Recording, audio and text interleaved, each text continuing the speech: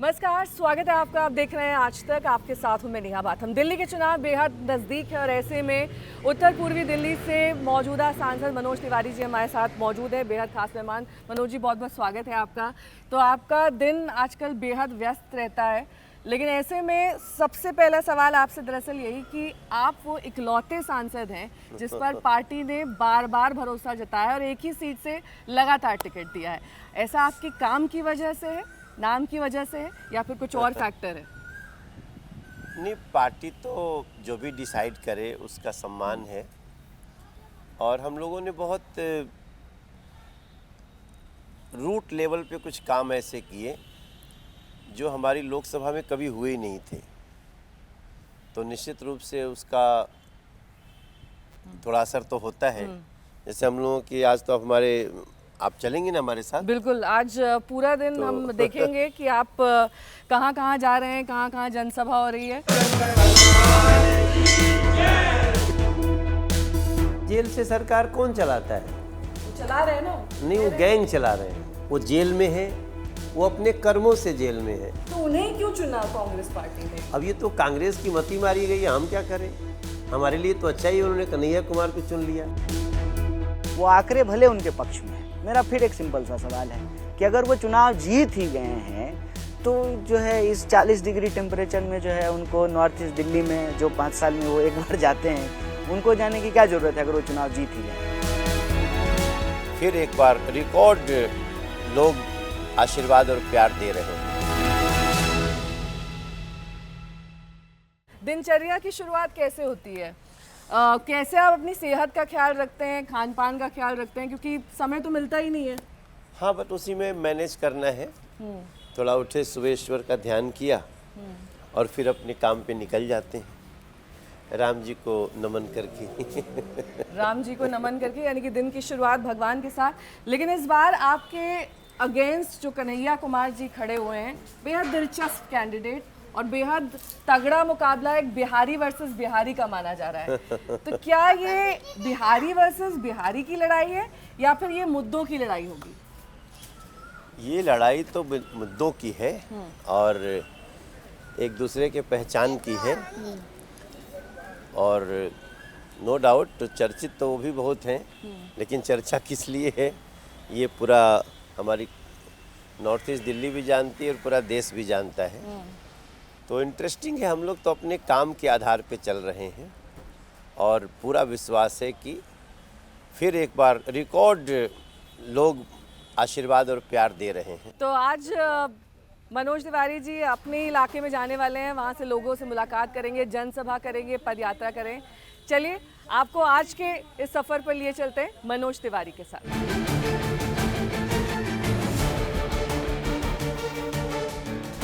तो मनोज जी के दिन की शुरुआत हो चुकी है और काफ़ी सेहतमंद तरीके से हुई है। ये इनका नाश्ता ऑन द गो गाड़ी में हो रहा है इस वक्त। तो ऐसे ही करना पड़ता है मनोज जी रोज़, क्योंकि काफ़ी व्यस्त कार्यक्रम रहता है, तो जितना समय मिले उसी में सेहत भी बन जाए और पेट भी भरा रहे।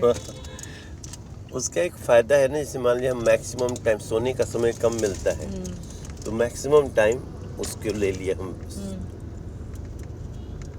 जब हम 4 घंटे मिल रहे हैं, अगर आधा घंटा और मिल गया तो आधा घंटा जो नाश्ते का टाइम है वो गाड़ी में चला गया, क्योंकि हम आधे घंटे तो कहीं ना कहीं जाने में लगेगा, तो इसलिए ऐसा हो जाता है। रात में कितनी देर तक ये प्रचार प्रसार चलता है, क्योंकि अब तो मतलब एकदम नज़दीक आ गया है चुनाव का समय?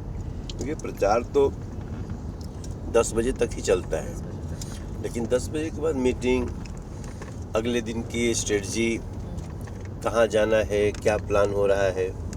फिर बीच बीच में ये भी देखना पड़ता है कि अपने लोगों को फ़ोन ऑन करना। कुछ ऐसे भी लोग होते हैं जो कुछ सुझाव देते हैं तो उनके साथ मिलना। चुनाव में कोई दूसरी पार्टी से आना चाहता है तो उससे मिलना, फिर उसकी ज्वाइनिंग फिक्स करना। और इस समय तो बहुत ज़्यादा मतलब वो भगवान की कृपा है। तो इस बार 7 में से 7 सीटें आ रही हैं। हाँ, 100% लोगों का बहुत प्यार आशीर्वाद है नरेंद्र मोदी जी को फिर से लाने के लिए, और बहुत ऊर्जा है, बहुत एनर्जी है। 5 सबसे अहम मुद्दे दिल्ली के क्या हैं जिसके आधार पर वोट मांगे जा रहे हैं? देखिए, सबसे बड़ा जो मुद्दा है वो तो है कि ये चुनाव ही देश के प्रधानमंत्री चुनने का है और कैंडिडेट केवल नरेंद्र मोदी जी हैं, दूसरा कोई कैंडिडेट ही नहीं है। इंडिया अलायंस का साहस नहीं है कि वो कह दे कि हमारा ये कैंडिडेट है प्रधानमंत्री का, क्योंकि वो प्रधानमंत्री बनाने के लिए लड़ भी नहीं रहे हैं। वो तो लड़ रहे हैं अपना अपना भ्रष्टाचार बचाने के लिए कि नरेंद्र मोदी भैया आ गए तो भ्रष्टाचार करने नहीं दे रहे हैं। और पहले क्या होता है ना, एक चलता था कि हम वीआईपी करप्ट हैं, तो इसलिए हमको कोई नहीं छुएगा, और उस लेवल पे सारी पार्टियों के लोग आपस में मिले हुए होते थे कि उनको वो नहीं टच करेगा, उनको वो नहीं, अपना हित निश्चित था। नरेंद्र मोदी जी ने कहा नो, कोई भी हो, अगर मनोज तिवारी पर भी आरोप लगा तो मनोज तिवारी की भी जांच होगी।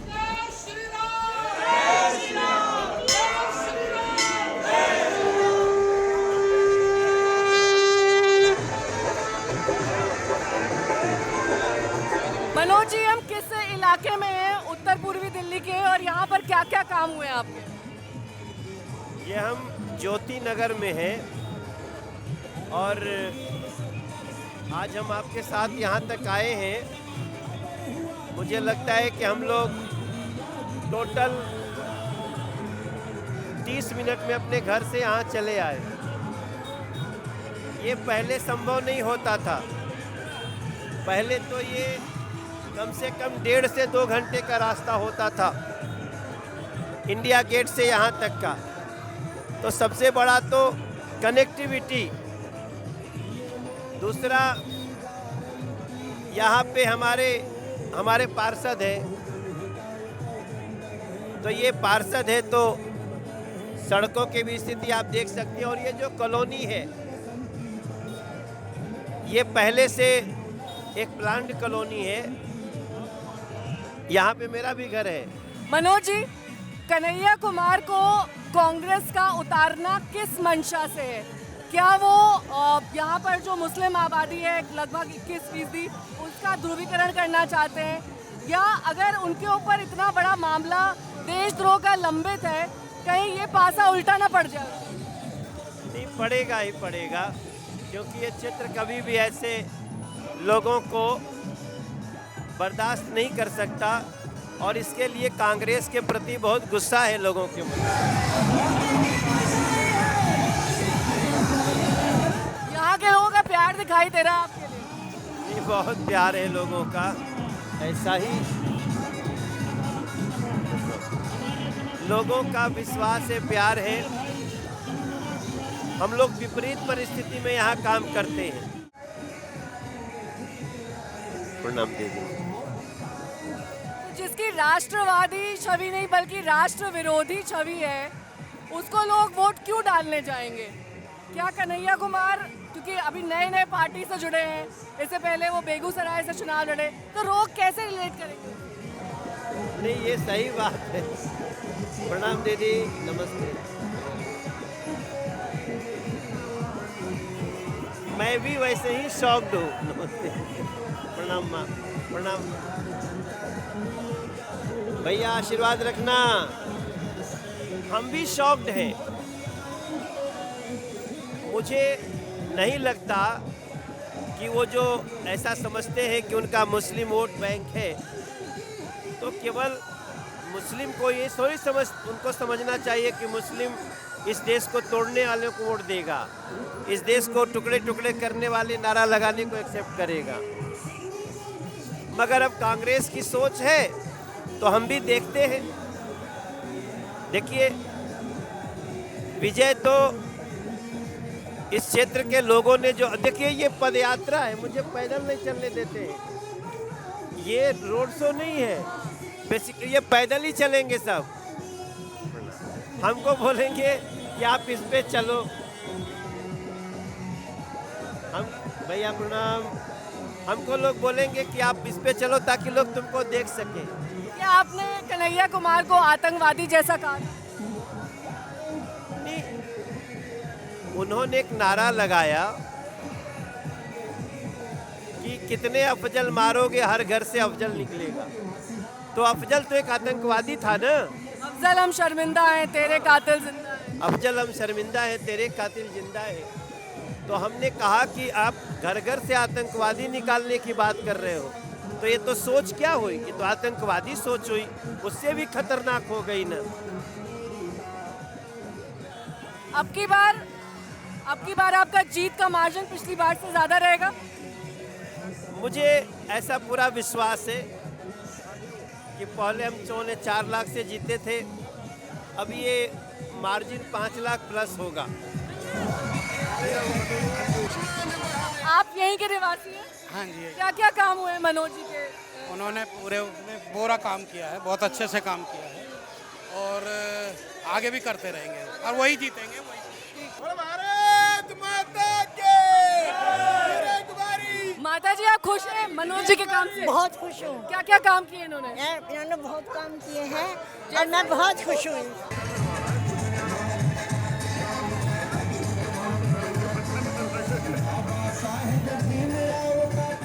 आज भी हमारे देश में लोगों को मेला ढोना पड़े, ये दुर्भाग्य नहीं है?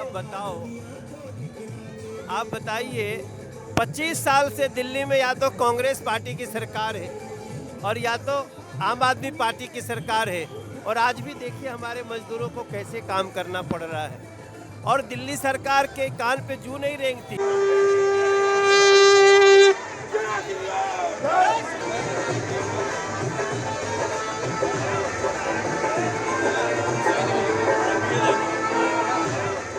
उत्तर पूर्वी दिल्ली में 5 घंटे के धुआंधार चुनावी प्रचार के बाद अब बारी आई है लंच की, और हम मनोज तिवारी जी के साथ लंच भी करेंगे, लेकिन बातचीत भी जारी रहनी चाहिए ना मनोज जी, क्योंकि 5 घंटे तक ये चुनाव प्रचार चला और ऐसा कई दिनों से और आगे भी आने वाले कई दिनों तक चलने वाला है। कैसे एनर्जी बरकरार रखते हैं आप? उतनी एनर्जी तो है अभी लेकिन आपने बहुत सारे लोगों को अपने काम गिनाए, सिग्नेचर ब्रिज, मेट्रो लाए, आपने सड़कों का यहाँ पर सुधार किया, लेकिन आपका जो गाना बज रहा था ना, उसमें राम का जिक्र भी था। राम के जिक्र, जब काम ही इतना ज्यादा है तो राम के जिक्र की क्यों जरूरत पड़ गई? नहीं, हम काम भी बताएंगे और वो राम जी की जो विरासत है उसके लिए भी तो, भी तो काम ही है। अगर 500 साल से एक हिंदू समाज अपने आराध्य राम को टेंट में पड़ा हुआ देख रहा है, और उसको अगर कोई सरकार कहती है कि हम रामलला हम आएंगे, मंदिर वहीं बनाएंगे, और झगड़ा करके नहीं, लाठी से नहीं, कानून सम्मत निर्णय से लाएंगे, तो 2 चीजें काम आने वाली हैं, मोदी जी का नाम और राम मंदिर का काम, ये प्रमुख है। इसको कहिए विकास भी और विरासत भी। विकास और विरासत का आप इस नाम यही है, विकास और विरासत। तो मनोज तिवारी जी, अरविंद केजरीवाल का जेल जाना और उसको एक सिंपैथी फैक्टर के तौर पर आम आदमी पार्टी का इस्तेमाल करना, इसको आप दिल्ली चुनाव में अहम मानते हैं? क्योंकि हमने एक तस्वीर भी देखी है अरविंद केजरीवाल की, ठीक शहीद भगत सिंह के बगल में उनके पार्टी दफ्तर में लगाई गई है। और अरविंद केजरीवाल एक घोटालेबाज हैं। उन्होंने मुख्यमंत्री बन रहते हुए भी शराब घोटाला किया है, और उसमें प्रूफ उनके अगेंस्ट है। वो जेल में है, वो अपने कर्मों से जेल में है। वो कोई उनको जेल डालने के लिए बीजेपी ने निर्देश नहीं दिया कि इनको जेल में डालो, कोर्ट ने निर्देश दिया कि इनको जेल में डालो। चलिए, इसी के साथ बहुत बहुत शुक्रिया मनोज जी, हमारे साथ लंच ब्रेक में इस बढ़िया और अच्छी थाली में और लंच हमारे साथ मिल बांट के खाने के लिए। और पूरे दिन हमने लगभग 5 से 5.5 घंटे मनोज जी के साथ हम रहे और हमने देखा और जाना कि कैसे पूरी जान फूंकनी पड़ती है, तब जाकर एक संसदीय क्षेत्र में आप अपने लोगों के बीच जाकर अपने काम बता पाते हैं और उनसे वोट मांग पाते हैं। कैमरा पर्सन ललित जोशी के साथ नेहा बाथम, दिल्ली आज तक।